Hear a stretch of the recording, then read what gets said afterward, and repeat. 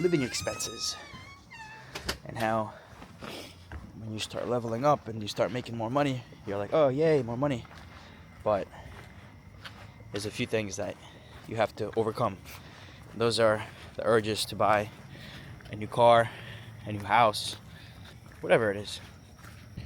So the problem is, as you guys start making more money, what's going to happen is your expenses are also going to go up, or they're going to want to go up.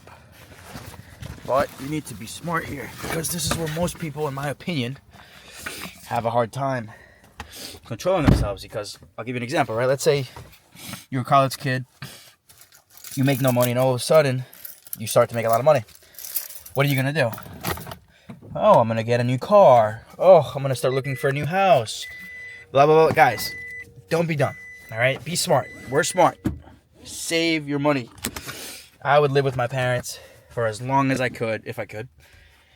And because I want to make sure that when I buy a house, when I buy whatever, I don't want to be a slave to what I'm buying, right? So, for example, let's say you get a mortgage, right? Now you're paying a mortgage. Now you can't go out. Now you can't. There's a lot of things that you're gonna be stuck, right? Because you have to pay things, right? And obviously you're gonna be responsible. You're gonna be, you're gonna pay what you gotta pay. So, my point is, make sure that as your income rises, your living expenses don't stay the same, stay low. This is the biggest key, I would say, in my opinion, when it comes to people that make a lot of money. They just end up spending a shit ton as well. And listen, obviously, guys, don't be cheap. I'm not saying be cheap.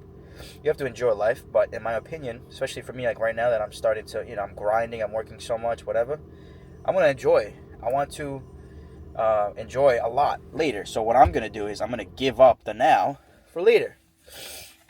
So what I mean is, I'm not going to get a new car. I'm not going to get a new house. I'm not going to do any of that. I'm going to just save.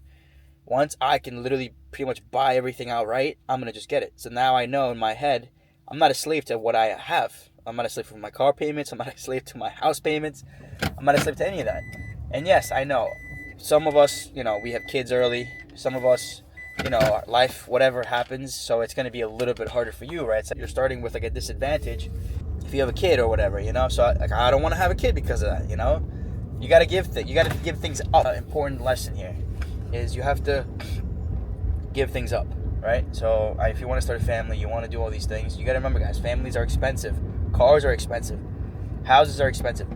Until you're ready, and what I mean by that is until you can pretty much buy it outright cash, I wouldn't do it because I don't want to be a slave to it.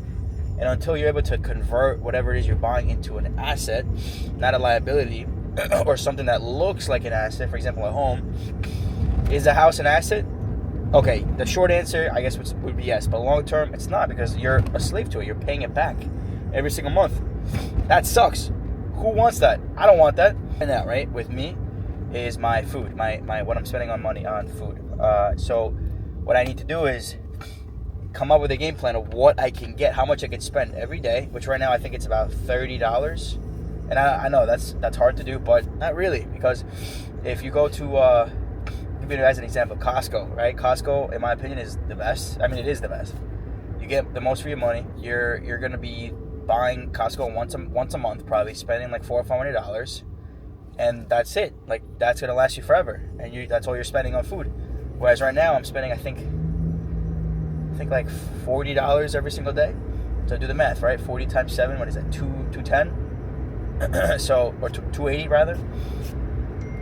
So it's all about how you navigate it, right? So right now, and then make sure, guys, keep track of your expenses.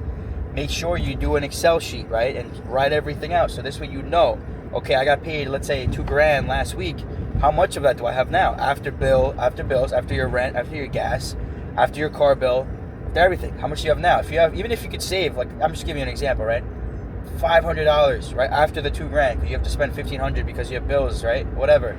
That's still good, but you need to know how much you're saving, and then go ahead and spread it out and see, okay, at the end of the year, I'm going to have $10,000 saved. Okay, now what can you do with that, right? And then think about it. Like, you got to be strategic about everything, because if you're not, like, you're not going to be aware of it, and then you don't even realize. And then 10 years are going to go by, and you're going to have zero savings. That's crazy. That is ridiculous, right? Like, so yeah, right now, like, my goal is to save an X amount of number in my head right now. I have a specific number that I want to save. So I'm working towards it. And what do I have to give up? Not going out, not eating fast food, not spending $50 a meal, not getting a new car. I'm giving all that up so that I can do what I want to do, which is, one, either buy a house outright, or I'm going to invest it back into my business, which you guys already know I have a construction company. Yeah, all right.